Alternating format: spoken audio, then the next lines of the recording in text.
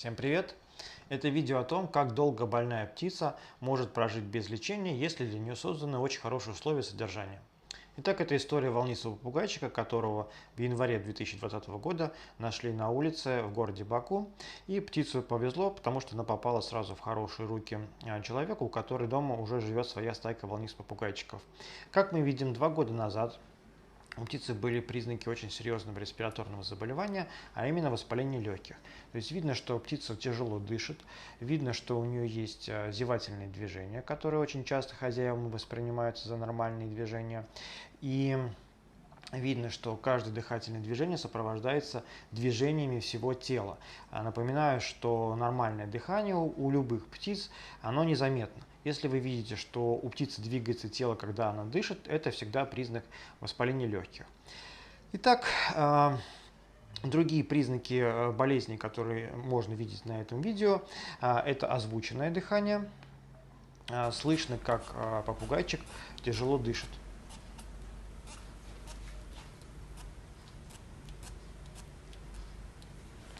И обратите внимание, как двигается хвост, когда он дышит. Другие признаки заболевания – это то, что птица очень вялая, видно, что ее движения не энергичные, она осваивает новые для нее продукты питания, в данном случае хвою. Видно, что птица раньше хвою не видела, и она аккуратно пробует новые для нее продукты питания. Все это признаки заболеваний, на которые обычно хозяева попугаев не обращают внимания, поэтому я на них так подробно остановился. И что нужно знать любому хозяину попугая о том, что такое хорошие условия содержания. Хорошие условия содержания состоят из 3 компонентов. Первое – это правильное птичье место, то есть правильная клетка, правильный игровой стенд. Второе – это правильное питание птицы. И третье – это социальное окружение птицы. В идеальном варианте, конечно, со стайными птицами это стайка других птиц того же вида, и вот это правильные социальные условия для любой птицы.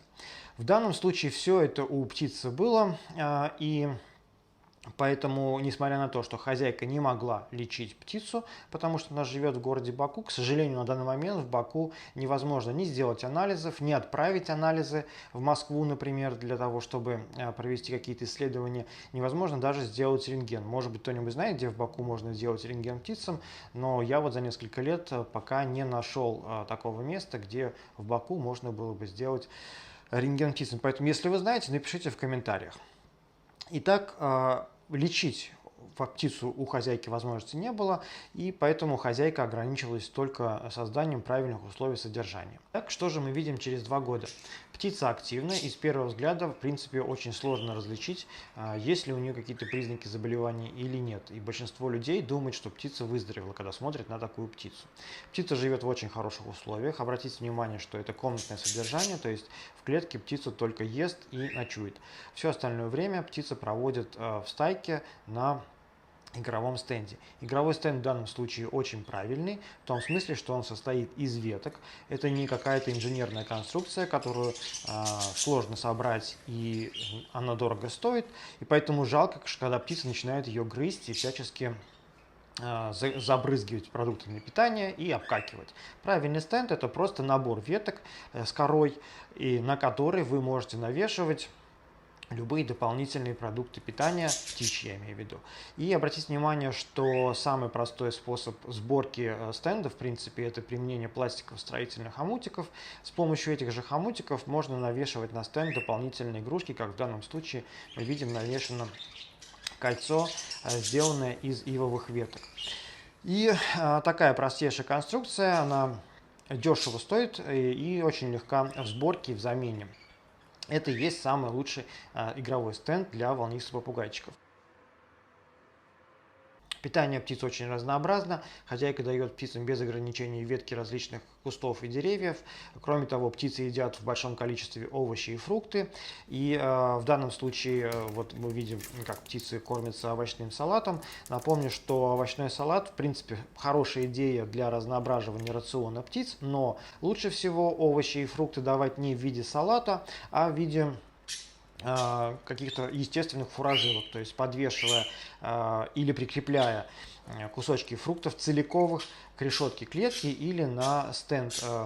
При этом птицы должны применять дополнительные усилия, с одной стороны, с другой стороны, птицы должны двигаться естественно для того, чтобы естественным образом кушать. И это очень важно, потому что мелкая моторика очень важна для нормального психологического состояния любого животного.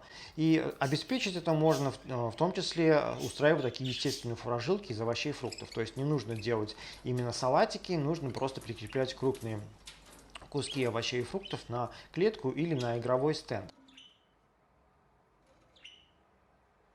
Идея того, что птицы пасутся внизу и как кормится как бы из поддона, как в данном случае мы видим, она хороша для сухих кормушек-копошилок.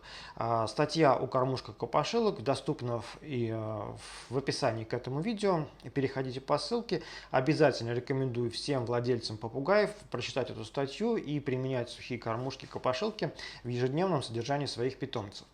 Кроме этого, мы видим, что птицы питаются кашей.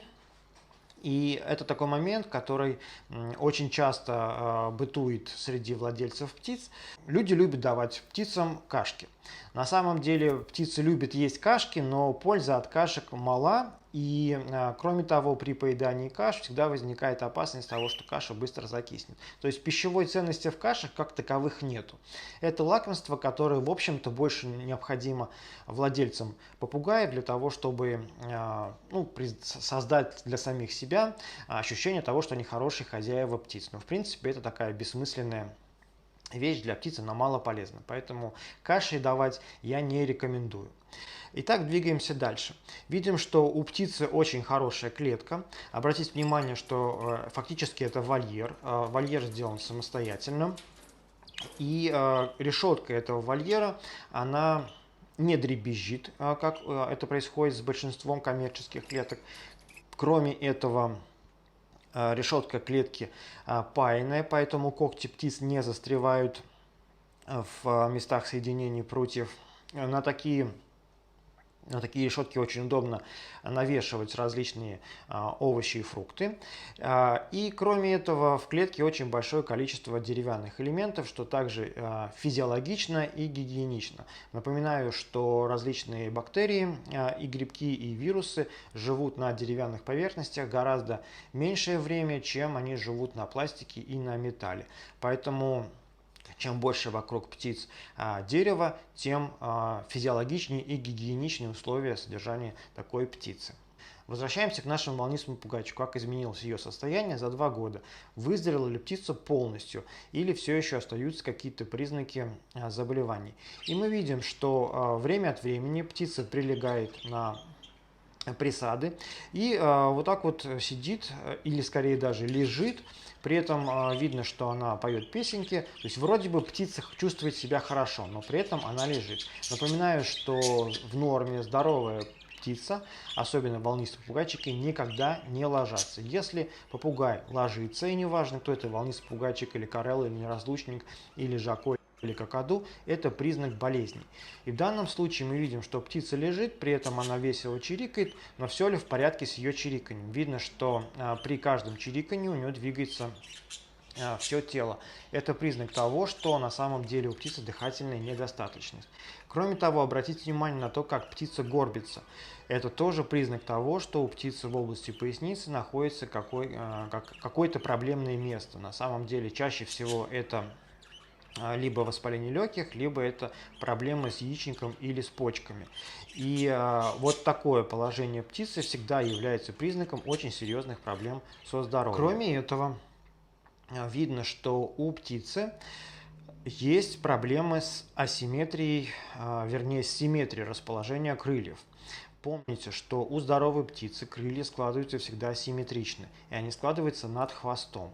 В данном же случае, особенно вот в этом моменте, видно, что крылья одно ниже другого.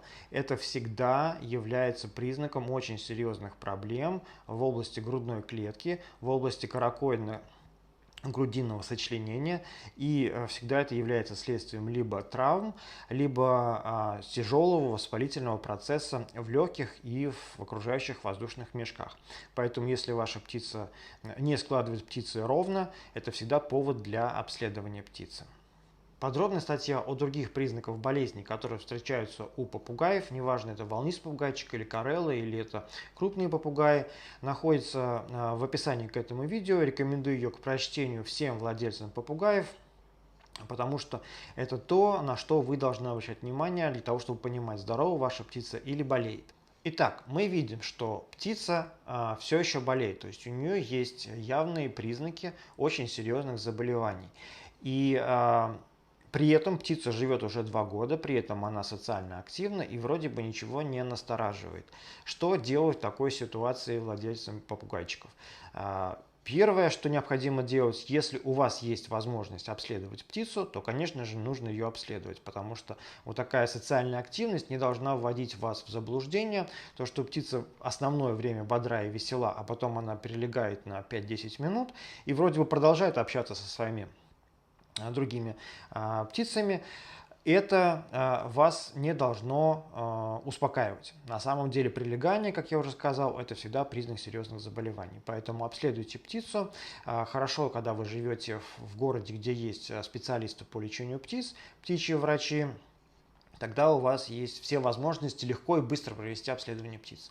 Если в вашем городе нету птичьих врачей, то есть специалистов, которые лечат птиц, напоминаю, что не орнитологи лечат птиц, потому что это неправильный термин, лечениями птиц занимаются птичьи врачи. Это специалисты, которые специализируются на лечении птиц. Это в первую очередь ветеринарный врач, который имеет дополнительное образование, поэтому он называется птичьим врачом или специалист по лечению птиц.